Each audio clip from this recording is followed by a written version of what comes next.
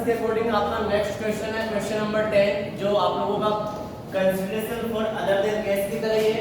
ये इसका last question 9 number मैंने लास्ट प्रीवियस वीडियो में करवा दिया था आप लोगों का, ये इसी की तरह है। लेकिन आपकी सेकंड कंडीशन जो मैंने आपको पहले बताई थी कि जब हम some amount payment in cash, अगर कुछ अमाउंट आप कैश में पेमेंट कर देते हो, बाकी रिमेनिंग अमाउंट की आप शेयर इश्यू करते हो, तो उससे रिलेटेड क्वेश्चन है। तो पहले मैं आप लोगों को बोर्ड पे क्वेश्चन एक्सप्लेन कर दूं।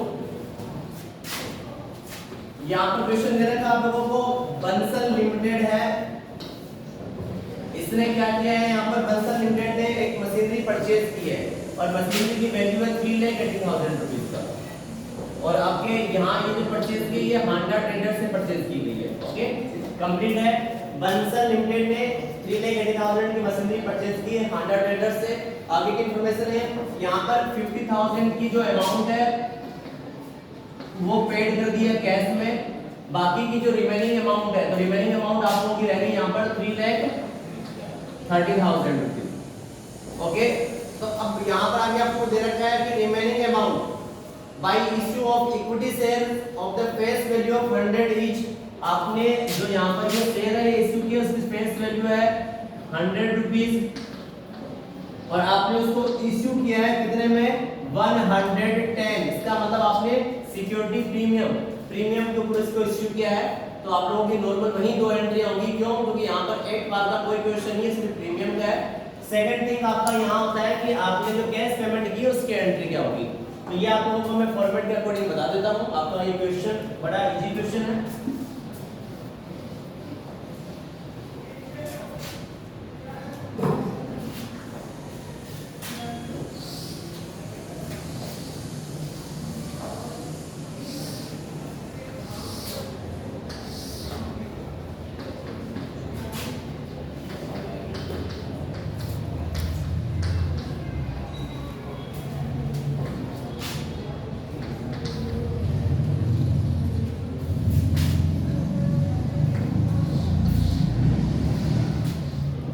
सबसे पहले यहाँ ऊपर लिखा जाएगा in the books of Bansal limited,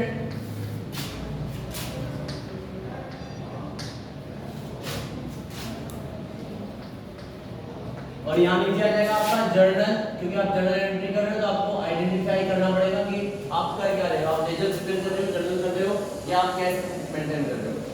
यहाँ पे फर्स्ट एंट्री आप लोगों की होगी किसी चीज की असेट्स परचेज करने की। तो असेट्स आपके साथ में इंडिविजुअली नेम प्रोवाइड करवाया है, मशीन है, तो machine account debited to Handa traders,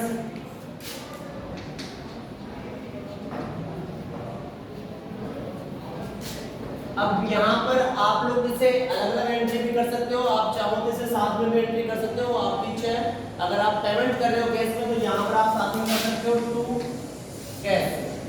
तो यहाँ टोटल आप लोगों को आएगा कंप्लीट जो आपकी असेट्स है वो आपने परचेज की थी 3,80,000 की, आपने कैश पेमेंट कर दिया कितने का, 50,000 का, तो रिमेनिंग अमाउंट आपका बचा 3,30,000 का। ये आप लोगों की फर्स्ट एंट्री कंप्लीट हो गई। अगर आप इसे टू पार्ट में करना चाहते हो, अल्टरनेट आपका ये होता है machinery account debited to Handa traders, और सेकंड एंट्री आप कर सकते हो यहाँ पर आप लोगों की Handa traders account debited to cash account. यहाँ पर आप लोगों की जो अमाउंट है वो उसकी कंप्लीट पे हो जाएगी 50,000 की, लेकिन यहाँ पर क्वेश्चन दे रखा है कि आपने जो भी अमाउंट 50,000 है वो कैश पेड कर दी है, उसी टाइम पे कर दी है, तो आपकी ये सिंगल एंट्री हो चुकी है, आपके साथ में इसकी नरेशन आ जाएगी।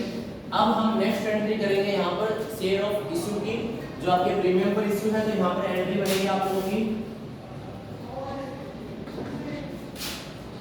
हांडा ट्रेडर अकाउंट डेबिटेड टू, अब शेयर आपके इक्विटी शेयर, तो equity share capital account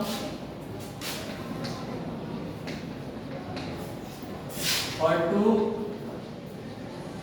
securities premium account. तो वहीं आपको परचेज कंसीडरेशन का फॉर्मूला यूज करना है। अब यहाँ पर टोटल शेयर है वो 3,80,000 के इश्यू नहीं होंगे क्योंकि हमने 50,000 की पेमेंट कर दी है, तो रिमेनिंग अमाउंट हमारी होगी 3,30,000। तो यहाँ आएगा 3,30,000 डिवाइड बाई आपके शेयर की वैल्यू है 100 रुपीज प्लस 10 रुपीज आपका प्रीमियम का, तो यहाँ 110, टोटल आपने शेयर इश्यू के 3,000। तो यहाँ आप लोगों का जो क्वेश्चन होगा वो उसके नंबर ऑफ शेयर इश्यू आपके 3000 है, तो एंट्री होगी हांडा ट्रेडर्स अकाउंट डेबिटेड, तो 3000 इनटू 110, तो यहाँ एक्चुअल अमाउंट आएगी आपकी 3,30,000।